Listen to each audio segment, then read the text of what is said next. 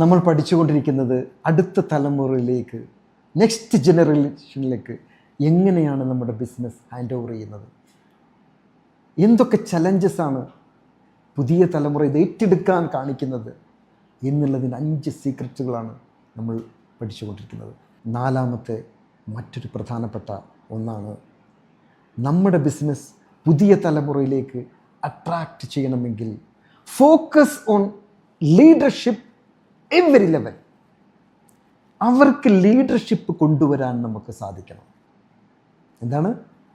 നമ്മൾ ഏറ്റവും നല്ല വിദ്യാഭ്യാസം കൊടുക്കും, എവിടൊക്കെ നമുക്ക് ഏതൊക്കെ രീതിയിൽ നോളജ് അവർക്ക് എത്തിക്കും. പക്ഷേ പലപ്പോഴും നമ്മൾ വിട്ടുപോകുന്നത്, അവരെ തടയാറുള്ളത് ഒരു ലീഡർഷിപ്പ് അല്ലെങ്കിൽ ഒരു കമ്മിറ്റ്മെൻറ്റ്, ഒരു റെസ്പോൺസിബിലിറ്റി ഏറ്റെടുക്കാൻ കഴിയാത്ത ഒരു തലമുറ. ഞാനൊക്കെ കോളേജിലൊക്കെ പഠിക്കുന്ന സമയത്ത് NSS ക്യാമ്പുകൾ ഉണ്ടായി. അവിടെ കിണർ കുഴിക്കാനും അട്ടപ്പാടി ആ ഭാഗത്തൊക്കെ പല സ്ഥലങ്ങളിലൊക്കെ പോയി പല അവസരങ്ങളും നമുക്ക് ഓരോരുത്തർക്കും ഉണ്ടാവാറുണ്ട്. അല്ലെങ്കിൽ ബ്ലഡ് ഡൊണേഷൻ്റെ സെക്രട്ടറി ആയിട്ട് അവിടെ, അതല്ലെങ്കിൽ മറ്റ് പല, രാഷ്ട്രീയത്തിനല്ലെങ്കിലും മറ്റ് പല ലീഡർഷിപ്പുകളും നമുക്ക് എടുക്കാൻ പറ്റും. അത് നമ്മൾ എന്ത് ചെയ്യും? തടയും. നിനക്ക് പഠിക്കാനുണ്ടാവും, അല്ലെങ്കിൽ അതിന് വേണ്ട ഒരു ഉത്തരവാദിത്തമാണ്, അല്ലെങ്കിൽ പ്രശ്നം ഉണ്ടാവും. അപ്പോൾ ഇത് അവർക്ക് ഡിസിഷൻ മേക്കിങ്ങിലും അല്ലെങ്കിൽ ഒരു ലീഡർഷിപ്പിൻ്റെ ക്വാളിറ്റി നമുക്കത് മാർക്കറ്റിൽ പോയിട്ട് വാങ്ങാൻ കിട്ടില്ല. അത് എക്സ്പീരിയൻസ് ചെയ്തിട്ടേ ഇവർക്ക് കിട്ടുള്ളൂ. ആ ലീഡർഷിപ്പിൻ്റെ ക്വാണ്ടിറ്റിയോ അല്ലെങ്കിൽ ആ ക്വാളിറ്റീസ് അവർക്കുണ്ടെങ്കിൽ